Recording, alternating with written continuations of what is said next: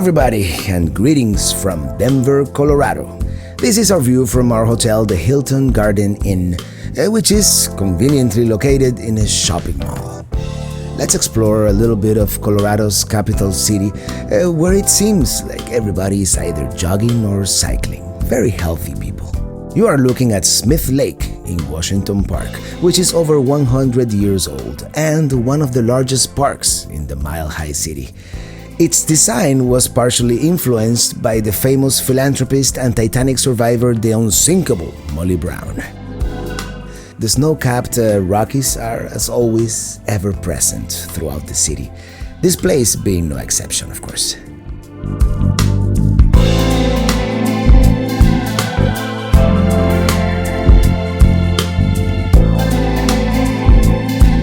We continue towards Capitol Hill, and we park right here next to the Colorado Supreme Court.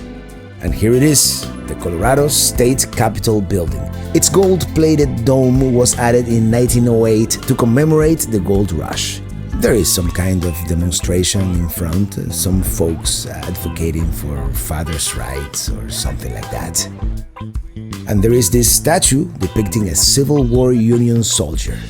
The steps of the Capitol building. And as you can see, we are exactly 1 mile above sea level. The building was constructed from white Colorado granite. There's the city and county buildings across the Civic Center Park. Here we have a replica of the Liberty Bell. The original is in Philadelphia, of course. And we walk back towards the car, passing by the Supreme Court, in order to see the unique architecture of Denver's Art Museum, especially the new Frederick C. Hamilton wing. The whole complex is quite nice, actually, with a bunch of street art and nice cafes under pretty buildings and the Guardian of Forever. No, wait, I'm just kidding. It's just another piece of contemporary street art. It's all very nice, very agreeable, but we must go on. There's a lot more stuff to see. Passing by the Supreme Court, once again, we go east on 14th Street, the Capitol building to our left. To our right, we see the first home of the Colorado State Museum and the First Baptist Church of Denver. Its congregation dates back to 1864, before Colorado was even a state.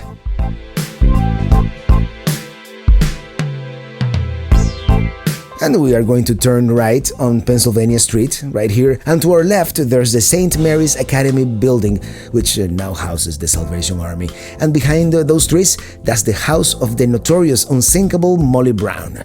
By the corner, she used to park her electric car. Yes, you heard right, electric. Over 100 years ago. Take that, Tesla. We continue driving south along this very nice, albeit narrow, tree-covered street. Pennsylvania Street. This mansion in the corner is rumored to be haunted. We are approaching the downtown area from the east now, and we are going to spend a good part of the day here. And we make a wrong turn actually and end up by Capitol Hill once again.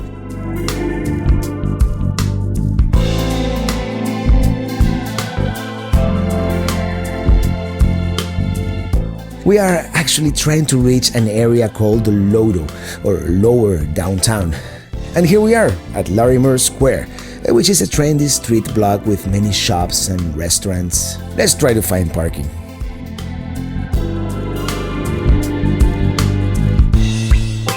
Many of these buildings date back to the 1800s. General William Larimer named this site Denver City after Kansas Governor James Denver, hoping that the city would become part of the Kansas Territory.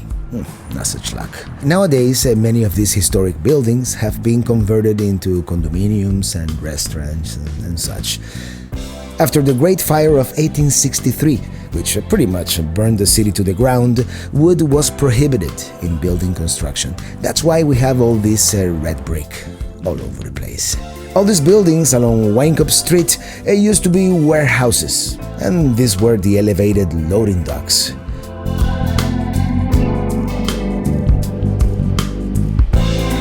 Coming up next, we see the famous Union Station, which dates back to the 1880s. We continue walking along all these former warehouses. This is the Ice House, for example, a former creamery and a cold food storage warehouse. Now it's a condominium, of course. Eventually, Wake Street turns into this pedestrian plaza right here in front of Coors Field, which is the baseball stadium home of the Colorado Rockies. And now we're walking on Blake Street, which has many sports bars. Of course, there's no action at this time of the day. So let's continue exploring, walking towards the 16th Street Mall. This is the most pedestrian-friendly area in downtown Denver, full of restaurants, shops, and hotels. This tall structure is the D&F Tower. In 1910, it was the tallest building west of the Mississippi.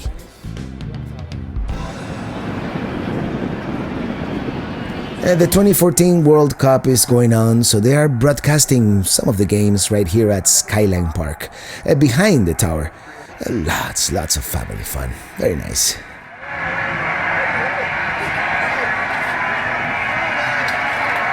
At the end of the park, they have this funky-looking geometrically shaped fountain from the 1970s. The bottom floor of the tower nowadays hosts Lanny's Cabaret. And also street musicians as well. They're everywhere.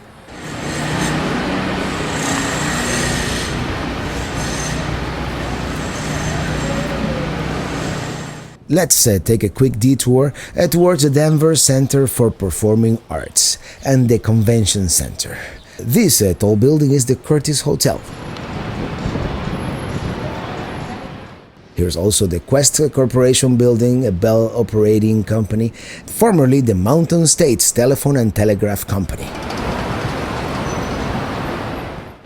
You'll see all these people in costume because this weekend the Colorado Convention Center is holding the Denver Comic-Con, which, in case you don't know, it's a fan convention about comic books, video games, science fiction, and many other genres.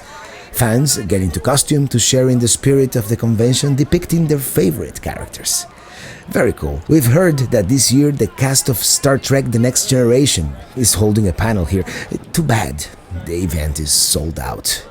This big blue bear sculpture is Denver's most popular and most recognized piece of public art. Although its official name is I See What You Mean, everybody calls it the Big Blue Bear, naturally. Yeah, this Comic-Con looks like a lot of fun. Maybe we'll plan ahead next time so we can attend.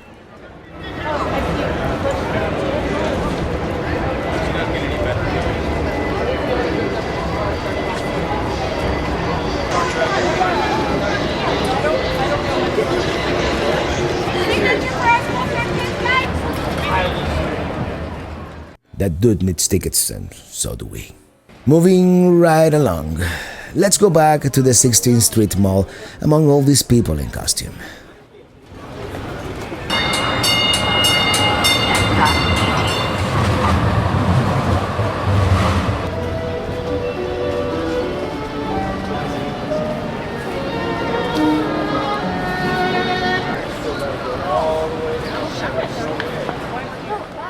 This 1930s Art Deco building is the Paramount Theater.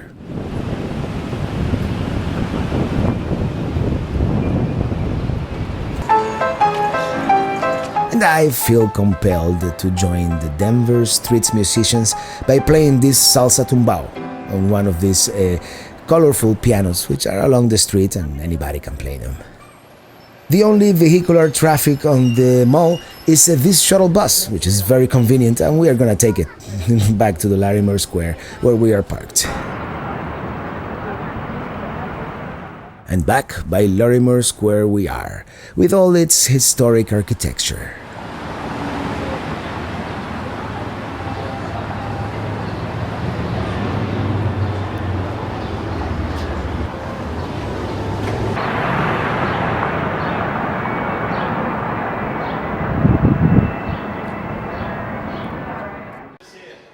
Our curiosity, it takes us into this French, quaint little market right next to the Bistro Vendôme, which is a French restaurant.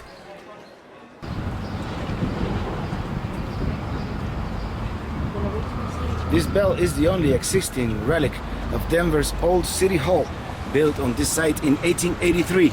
We continue driving around Denver on this beautiful day, and all of a sudden, the weather begins to deteriorate. One lesson we've learned is to take advantage of the mornings here in Denver, because in the afternoon the weather can change suddenly for the worst, especially near the mountains. We are on our way towards the Red Rocks Amphitheater, which is a unique concert venue with supposedly superb acoustics.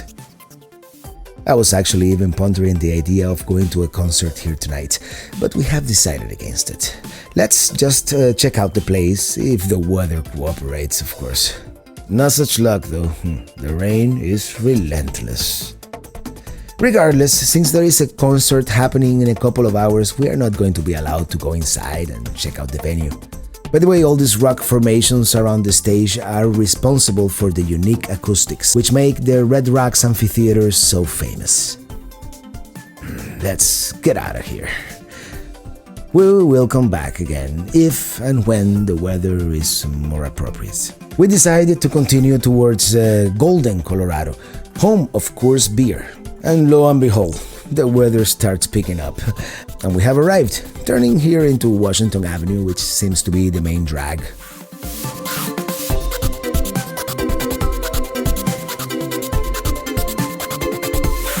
We are getting kinda hungry, so let's find something to eat. And this place looks nice enough. There are plenty of restaurants along these streets, and one thing I have noticed is the abundance of good craft beer everywhere.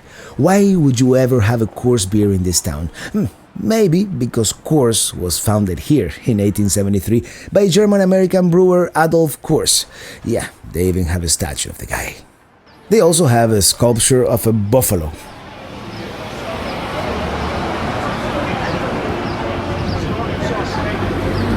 You know, I'm really starting to like this place. Speaking of buffaloes, let's take this road up to Lookout Mountain, where they have the Buffalo Bill Memorial. Yeah, this guy, William Frederick Cody, also known as Buffalo Bill, was one of the most colorful figures of the American Old West. By the way, we get some commanding views of Golden from the side of the road right here, and we also see Denver in the distance. At age 14, Buffalo Bill became a writer for the Pony Express, and later he served during the Civil War and the Indian Wars. In 1883, he founded the Buffalo Bill's Wild West, which was like a circus kind of attraction, and they traveled throughout the United States and even Europe. In 1917, he was buried at the place of his choice, right here at Lookout Mountain. They have a small museum and visitor center. After a short hike up the hill, we encountered the Masonic Tomb, the final resting place of the great Buffalo Bill.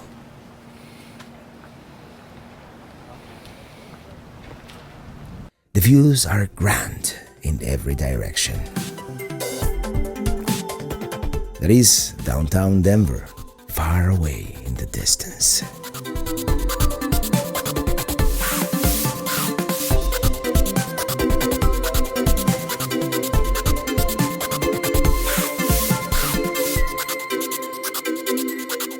They also have a delicious fudge shop. Delicious.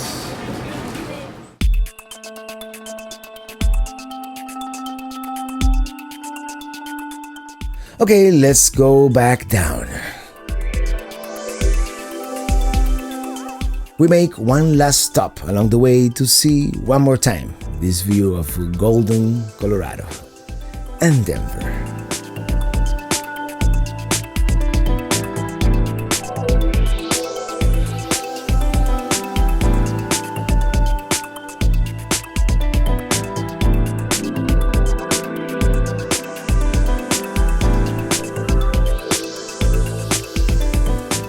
We continue going around all these hairpin turns. Since the weather is decent now, we are going to explore one last part of the city. We have heard great things about the Highland neighborhood, just west of LODO, across the Platte River. It is supposed to be one of the trendier areas nowadays.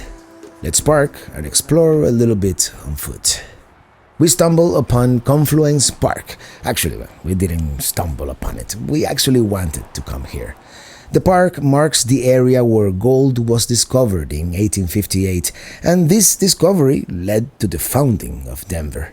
So you could say that this is the actual birthplace of the city, if you will. At this spot, Cherry Creek joins the Platte River, hence the name Confluence Park.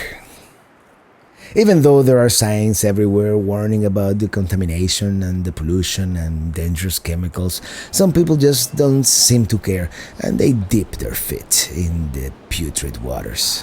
And that's all, folks. That's all the time we have at the Mile High City. A city which, by the way, we have liked a lot. It is perhaps the dry weather, or the mountains, or the healthy people, the progressive attitude, the lack of oxygen. I don't know. It is a place we would return to for sure. And why not? Perhaps spend some more time in the future.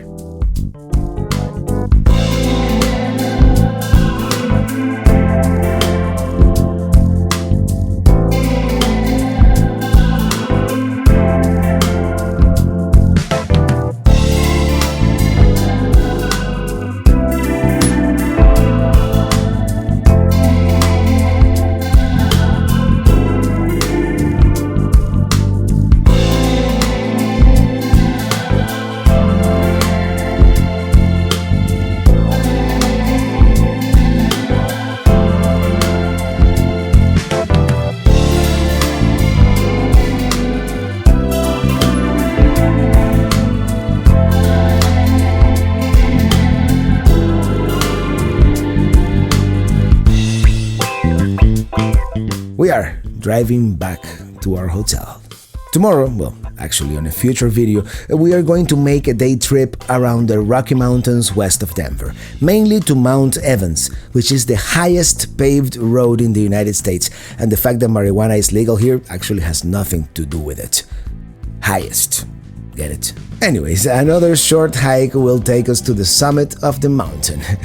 Really looking forward to that. Then we will visit the Phoenix Mine, an authentic gold mine. Then we will pass by Central City, which is an old west town turned into a bunch of casinos. Pretty depressing, actually. And we will end the day at Boulder, Colorado, a charming college town. Until then, thank you so much for watching and see you on the road.